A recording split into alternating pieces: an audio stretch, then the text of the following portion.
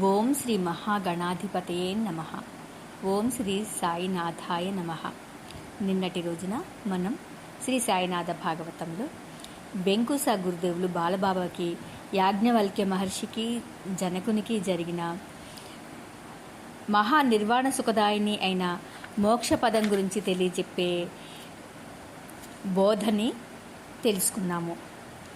ఆ బోధలో స్వామి వెంకుస గురుదేవులు విప్రునికి సాధారణ విప్రునికి గోదానం చేయనని జనకుడు భీష్మించుకొని కూర్చున్నట్టుగా, సాధారణ జనులు నీ దగ్గరికి వస్తే వాళ్ళ కోరికలు తీర్చకుండా పంపవాకు, అందరి కోరికలు తీర్చు, నూటికో కోటికో ఎవరో ఒకళ్ళు మోక్షార్థే వస్తాడు, వాళ్ళకి ఒక్క బోధతోనే నువ్వు మోక్ష మార్గం చూపగలవు అని చెప్పి చెప్తారు.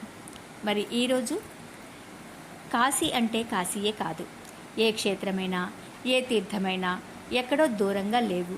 మన శరీరమే క్షేత్రం. మన సత్ప్రవర్తనతో, మన శ్రద్ధ సబూరీలతో, మన భక్తి అనే హర్షాశ్రువుల గంగా స్నానంతో ఈ శరీరం కేవలం ఉపాధి, మనం ఆ పరబ్రహ్మ స్వరూపం కంటే భిన్నం కాదు అనే భావనతో సాగిపోవడమే నిజమైన మానవ కర్తవ్యం. అలా సాధన చేయగలిగిన వాడు సర్వతీర్థాలు, సర్వక్షేత్రాలు, సర్వదేవతలు ఈ చిన్ని దేహంలోనే నిబిడీకృతమై ఉన్నాయని స్వానుభవం ద్వారా తెలుసుకోవచ్చును. దత్తాత్రేయ స్వామి అపార కరుణాంతరంగుడు. ఆయన బాలోన్మత్త పిశాచ రూపినిగాను, మహామునిగాను కూడా వివిధ రూపాలలో జనసందోహంలో కలిసిపోయి గుర్తించరాని విధంగా ఉంటాడు. ప్రేమస్వరూపుడైన ఆ స్వామి తన అవ్యాజ కరుణతో జనులందరికీ వారిని పరీక్షించకుండానే గురుబోధ చేస్తాడు. వారిని తరింపచేయాలనే సత్సంకల్పంలో ఆయన చేసే బోధను తమ వద్ద ఉన్న ఆ మహాత్మును గుర్తించలేని మూర్ఖులు ఆ స్వామి కర్మలుగాక నిర్గుణ పరబ్రహ్మాన్ని దర్శించమని చెప్పే బోధతో తాము సోమరులుగా మారి కర్మ, కర్తవ్య, దైవద్రోహాలకు పాల్పడతారు. కానీ అట్లా కాకుండా ఆ స్వామి చేసే బోధలో చీమ మొదలు బ్రహ్మ వరకు, సకల చరాచర జగత్తు, ధూళికణం మొదలు ఆకాశం వరకు సర్వ సాకార నిరాకార సగుణ నిర్గుణ జడ చైతన్య ప్రకృతి అంతా అన్నీ గురురూపంగా భావించమనే సదర్థాన్ని గ్రహించగలిగిన వివేకవంతులకు అజ్ఞాన రాశి జ్ఞానరూపుడు అయిన దత్తాత్రేయ అవతారము, ఆ అవధూత తత్వము, అవధూత పరంపర, దత్తాత్రేయ మార్గానుగాములు అయిన మహాత్ముల వాక్యాల సారాంశం బోధపడుతుంది. వారు ఆ మార్గంలో నిరపాయకరంగా సాగిపోగలరు. నాయన, గురువు పరబ్రహ్మ స్వరూపుడు, సర్వతీర్థ స్వరూపుడు, సర్వక్షేత్ర స్వరూపుడు. ఆ పరమ గురువును మనస వాచ కర్మలతో పరోక్షంగానైనా ప్రత్యక్షంగానైనా ఆరాధించడం, ఆయన వాక్కులలో చెక్కు చెదరని విశ్వాసం ఉంచడం శిష్యుని ప్రథమ కర్తవ్యం. గురువు శిష్యునికి భగవంతునికి మధ్య ఉండే వారధి వంటివాడు. నీవు ఈ పరీక్షలన్నీ దాటావు, నా కృపకు పాత్రుడైనావు. నా శిష్యులందరినీ పరీక్షించాను, ఎవరిలోనూ నేను ఆశించిన శ్రద్ధ సబూరి లేవు. వారు ఆ రెంటిని గురుదక్షిణగా నాకు సమర్పించలేకపోయారు. నీవు నా హృదయానికి మహదానందాన్ని చేశావు. అందువల్ల ఈరోజు నాలో నేను సంచయనం చేసిన సర్వ మహాత్మ్యాలను, మహానిధి వంటి ఆధ్యాత్మిక శక్తి సామర్థ్యాలను నీకు ధారపోయదలిచాను. గురువు వృధాగా అపాత్రునికి తన శక్తి ధారపోస్తే అతడి వాగది దేవత అయిన శక్తి స్వరూపిణి ఇటు గురువును అటు శిష్యుని కూడా శపిస్తుంది. ఇరువురు భ్రష్టులవుతారు. అందువల్లనే 12 సంవత్సరాల నా కఠిన శిక్షణ నేటితో నీకు పరిసమాప్తమైంది అన్నాడు వెంకుస ప్రేమతో బాలబాబా శిరస్సు తన చేతితో నిమురుతూ. ఇద్దరూ ఆశ్రమానికి చేరుకున్నారు. 6 బయట కూర్చుని ఉన్నారు. మిగతా శిష్యులు ఇది తగిన సమయం అనుకున్నారు.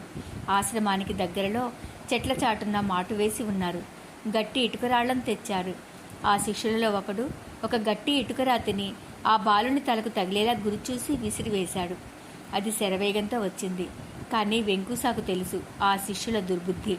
వెంటనే తన ప్రియ శిష్యునికి తగలవలసిన రాయిని తన వైపు తన యోగశక్తిచే ఆకర్షించుకున్నాడు. ఆ ఇటుకరాయి వెంకుస తలకు తగిలి తీవ్ర గాయమయ్యింది. ఆ బాలుడు దిగ్భ్రాంతి పొంది చూశాడు. ఆ ఇటుకరాయిని క్రింద పడకుండా గాలిలోనే నిలిపివేశాడు వెంకుస. ఆ రాయికి గురువు శిరస్సు నుండి కారిన రక్తం అంటింది. గురువు తల నుండి రక్తం కారసాగింది. ఆ బాలుడు అది చూసి తల్లడిల్లిపోయాడు. నా కోసం మీరు దెబ్బతిన్నారా అంటూ విలపించాడు. అతడిని ఓదార్చి వెంకూస కొద్దిగా సున్నము ఒక గుడ్డ పేలిక ఆశ్రమంలో నుండి తీసుకురమ్మని చెప్పి ఆ సున్నం గాయం మీద పూయించి ఆ గుడ్డతో తన తలకు కట్టుకట్టమన్నాడు. అలాగే చేశాడు బాలబాబా. ఆ దుశ్చర్య చేసిన శిష్యుడు అక్కడికక్కడే పడి మరణించాడు. శిష్యులంతా భయపడిపోయారు. వెంకూస ఆ బాలబాబాను వెంట పెట్టుకుని గాలిలో తేలియాడుతున్న ఇటుకను తన చేతిలోనికి తీసుకుని బాలబాబాకు ప్రసాదించాడు. ఈనాటితో నా ఈ జన్మ కర్తవ్యాలు పూర్తి కావచ్చాయి నాయనా. ఇక నా సమస్త శక్తులు నీకు ధారపోస్తాను. ఆ సమయం ఆసన్నమైంది. ఈ ఇటుక నీవు నా ప్రతిబింబంలా నీ వద్ద ఉంచుకో అంటూ బాలబాబాను వెంట పెట్టుకుని కొంత దూరం వచ్చాడు. దూరంగా లంబాడి తండ ఆవులు మేపుకుంటున్నది. ఆ ఆవులలో అదిగో ఆ కనిపిస్తున్న కపిల ఆవు పాలు ఆ ఆలమంద గాస్తున్న హుల్లా అనే అతడిని అడిగి తీసుకురా. ఇంతమంది చూస్తుండగా నీకు నా సమస్త శక్తులు ధారపోస్తాను అన్నాడు వెంకూస. ఆయన కళ్ళు, శరీరం అగ్ని తేజస్సులా, సూర్య తేజస్సులా వెలిగిపోతుంది. బాలబాబా వెళ్ళి హుల్లాను ఆ ఆవు పాలు తన గురువుగారు తీసుకురమ్మన్నారని చెప్పాడు. హుల్లా నవ్వి, ఆ ఆవు ఇంతవరకు కట్టలేదు, ఈనలేదు, గొడ్డుటావు, చూపులకు గొప్పే గాని పాలివ్వదు అని చెప్పాడు. ఆ విషయం మరలా వచ్చి వెంకూసాకు తెలిపాడు బాలబాబా. ఆ ఆవుని తోలుకుని రమ్మనుమను అతడిని అని చెప్పాడు వెంకూస. మరల బాలబాబా వెళ్ళి గురుదేవుని ఆజ్ఞ హుల్లాకు తెలిపాడు. ఎవరి పిచ్చి వారికి ఆనందం, పద తోలుకు వస్తాను అంటూ ఆ గొడ్డుటావును తోలుకు వచ్చాడు హుల్లా.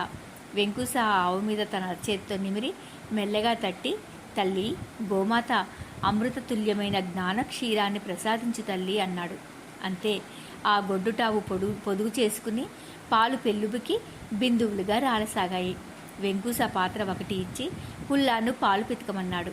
ఆశ్చర్యంతో నోట మాట రాక వెంకూస మహాత్యాన్ని కళ్ళారా చూసిన హుల్లా ఆయన పాదాలపై పడి క్షమించమని వేడుకుని పాత్రలోనికి పాలు పితికి ఇచ్చి ఆ పరమగురువు ఆజ్ఞ కాగానే ఆ ఆవును మరల మందలోనికి తోలుకుపోయి తన వారందరికీ ఆ మహాద్భుతం చెప్పాడు.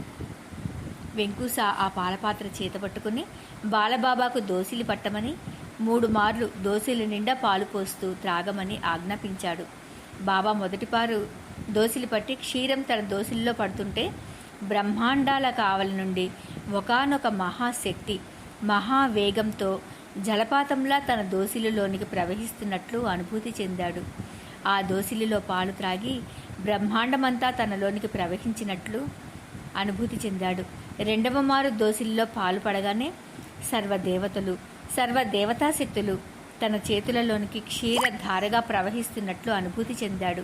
అవి త్రాగగానే అల్లా, మారుతి, శ్రీ మహావిష్ణువు, మహాలక్ష్మి, దుర్గాదేవి, దత్తాత్రేయ స్వామి, విఘ్నేశ్వరుడు, సూర్యుడు మొదలు నవగ్రహాలు, అష్టదిక్కులు, దిక్పాలకులు, బ్రహ్మ, విష్ణు, మహేశ్వరుడు ఒకరేమిటి సర్వ సృష్టి స్థితి లయలకు కారణభూతమైన సర్వశక్తులు, శక్తి స్వరూపాలు, శక్తి స్వరూపిణులు తన ఈ శరీరంలోనే లయం అయిపోయినట్లు అనుభూతి చెందాడు.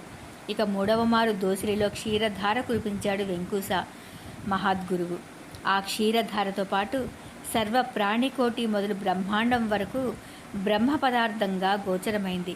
అది తనలోనికే వచ్చి నిలిచి తానుగా మారి పరబ్రహ్మకు తనకు భేదం లేదనే అభేద స్థితి అనుభూతికి వచ్చింది. అవి త్రాగగానే చీమలో, కుక్కలో, మేకలో, ఆవులో, గొర్రెలో, మనిషిలో బ్రహ్మ సర్వంలో నిండి ఉన్న చైతన్య స్థితి, సాకార నిరాకార సగుణ నిర్గుణ జడ చైతన్య సర్వ ప్రకృతితోనూ నిండి ఉన్న పరబ్రహ్మం స్వరూపమే తాను అనే అనుభూతి కలిగింది. ఇక కులాలు, మతాలు అనే ఊహకే చోటులేని సర్వం పరబ్రహ్మ స్వరూపం అనే భావన అది. అదే శక్తి నిపాతము అంటారు మహర్షులు. మహద్గురువైన సద్గురువు తనలోని సర్వశక్తులను తన ప్రియ శిష్యునికి అలా క్షీరం ద్వారా, జలం ద్వారా, హస్తం శిష్యుని తల మీద ఉంచి హస్తమస్తక ప్రయోగం ద్వారా ప్రసాదించే అపూర్వ శక్తి నిపాతము ఇది. గురువు సర్వశక్తులు అట్లా పొందిన ఆ శిష్యుడు పరిపూర్ణ జ్ఞాని అయి, విరాగి అయి, సర్వ మానవాళిని ఉద్ధరించగల మహాత్ముడై, యుగకర్తయ్యై, అవధూతయ్యై విరాజిల్లుతాడు. బాలబాబా గురువు పాదాలపై పడ్డాడు. మీకు నా గురుదక్షిణ ఏమివ్వగలను స్వామి అంటూ విలపించాడు. ఈరోజు పారాయణంలో మనం తెలుసుకున్న విషయం ఏమిటి అంటే, వెంకూస బాలబాబా శ్రద్ధను మెచ్చుకుని ఆయన శ్రద్ధా సబూరిలను దక్షిణగా తీసుకుని వెంకుస గురుదేవులు బాలబాబాకు తన శక్తులన్నీ ధారపోద్దామని నిర్ణయించుకుని బాలబాబాను తీసుకువెళ్తారు. తోటి శిష్యులు ఇది ఓర్చలేక బాలబాబాను చంపుదామని చెప్పని ప్రయత్నిస్తారు. అప్పుడు ఒక శిష్యుడు ఒక గట్టి ఇటుకరాయిని తీసుకొచ్చేసి బాలబాబా మీదకి విసిరితే వెంకుస గురుదేవులు తన యోగశక్తితో అది కనిపెట్టి ఆ ఇటుకరాయి తనకు తగిలేలా చేసుకుని బాలబాబాను ఒక అడవి ప్రాంతానికి తీసుకువెళ్ళి గొడ్డు టావు నుంచి పాలధారలు వచ్చేలా చేసి 3 దోసిళ్ల పాలు బాలబాబాకిచ్చి వాటితోనే శక్తిపాతం చేస్తారు. అప్పుడు ఆ బాలబాబాకు సమస్త దేవతలు, సకల దేవతలు, సమస్త సృష్టి మొత్తం కూడా తన శరీరంలోనే నిండిపోయినట్లుగా అయిపోతుంది. ఇది ఈరోజు తెలుసుకున్న పారాయణంలో మనం తెలుసుకున్న విషయం. ఓం శ్రీ సాయినాథాయ నమః. ఓం నమః శివాయ.